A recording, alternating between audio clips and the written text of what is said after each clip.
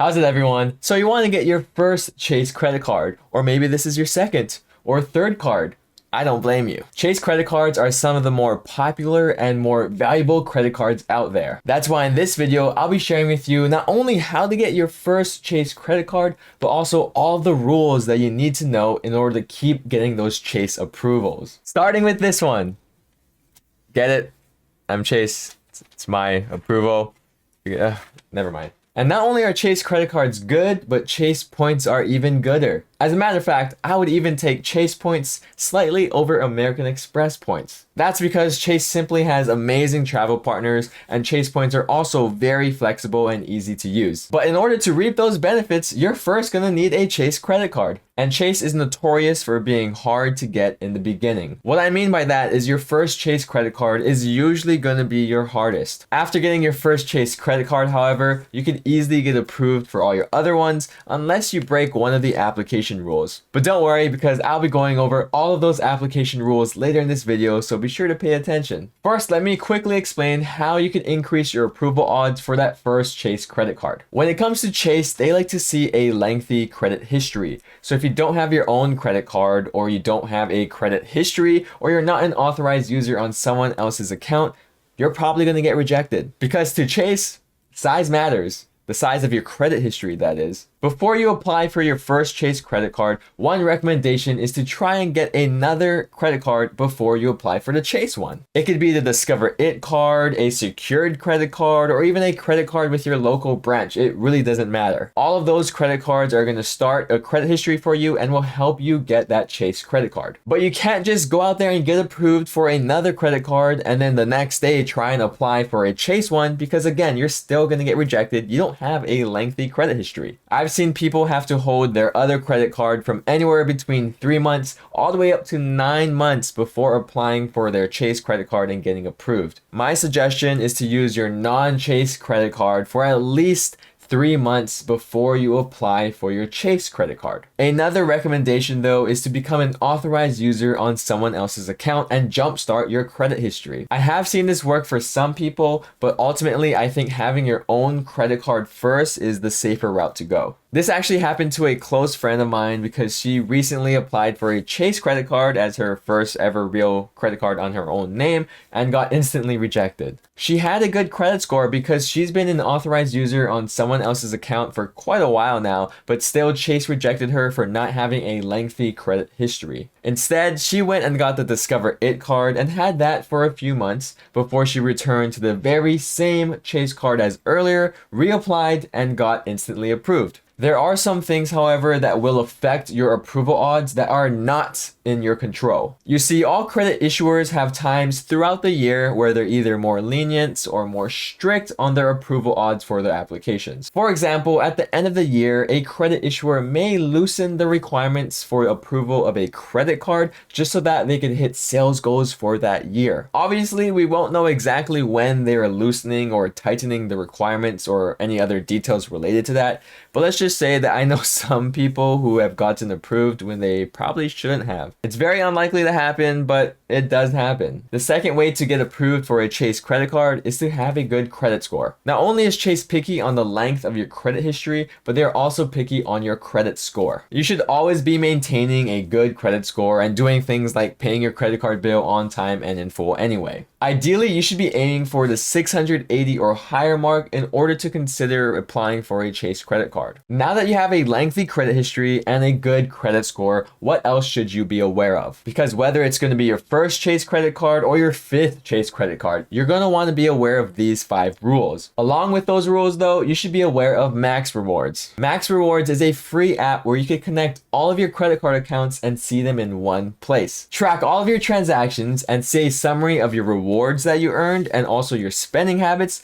and easily find out which is the best card to use and when in order to maximize your rewards. But if you want to take it a step further, you could upgrade to Max Rewards Gold, which is the paid membership starting for as low as $5 a month. With Max Rewards Gold, you could do things such as auto-activate all of your credit card offers, including the quarterly rotating categories such as the ones on the Chase Freedom Flex. You could also keep track of all of your credit card benefits to make sure that you're getting the most value out of the program. And you can try out 1 month for free of Max Rewards Gold by using the referral code Chase Yokoyama. Starting with the most popular and biggest Chase rule, we have the 524 rule. The Chase 524 rule states that if you opened 5 or more credit card accounts in the past 24 months, that you will not be able to open a Chase credit card. Or for you slow mathematicians out there like myself, 24 months is 2 years. It doesn't matter if those 5 credit card accounts are with Amex, Discover, or any other credit card issuer, Chase will still deny you. The last time I checked, Chase has never explicitly mentioned or stated that they had this rule, but over time,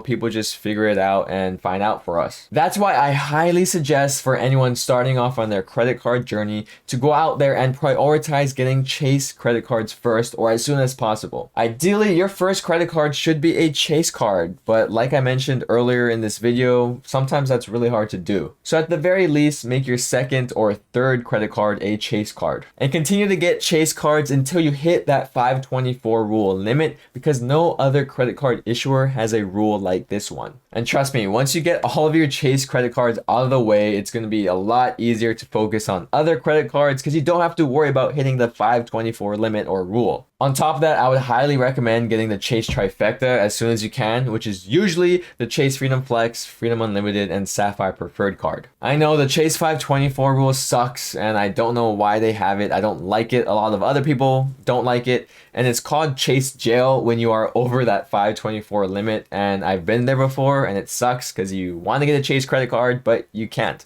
I wish it was something like Animal Crossing, you could just time skip, like just fast forward to 2024 and be able to get a Chase card again. But if you've never heard about the Chase 524 rule before, or maybe you did, please go ahead and hit that like button. The next rule has to do with Chase business credit cards and the Chase 524 rule. The special thing about Chase business cards is that they will not count towards the 524 rule. For example, if you are currently at 424 and you get approved for a Chase business card, you will still be at 424. Unfortunately though, you need to be under the 524 rule in order to be approved for a Chase business credit card. So if you're at the 524 rule limit or higher, then you will not be accepted for a Chase business card. In summary, Chase business cards do not count towards the 524 rule, but are affected by the 524 rule. Adding on to the list of acronyms that you have to remember, we now have the Chase 230 rule. Okay, that's not an acronym, but I don't know what else to call it, so we're gonna go with acronym. But the Chase 230 rule means you can only have 2 Chase credit card applications every 30 days or else you'll automatically be rejected. This one's pretty straightforward. Just simply don't spam the submit button on your Chase credit card applications. Trying to get 2 new credit cards in 1 month is already kind of a stretch. Usually you want to space those things out.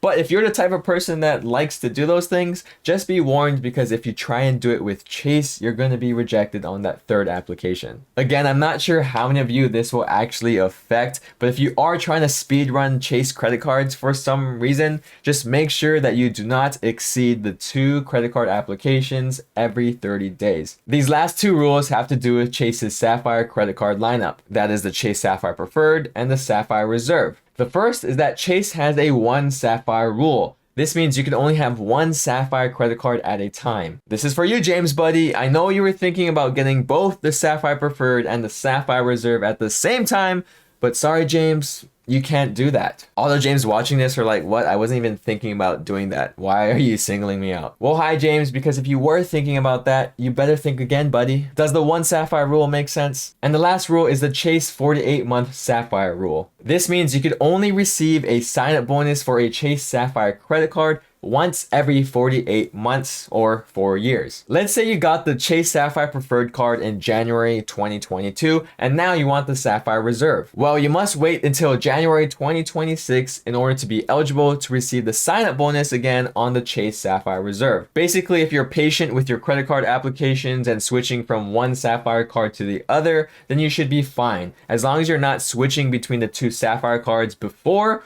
48 months, then you're good. And that is how you could get approved for a Chase credit card. Just remember these 5 rules and you should be pretty solid. Be sure to watch these 2 videos about Chase credit cards as well and you'll be solider. My grammar is pretty A1 today. I love it. Other than that, thank you guys so much for watching and I'll see you in the next one. Shoots.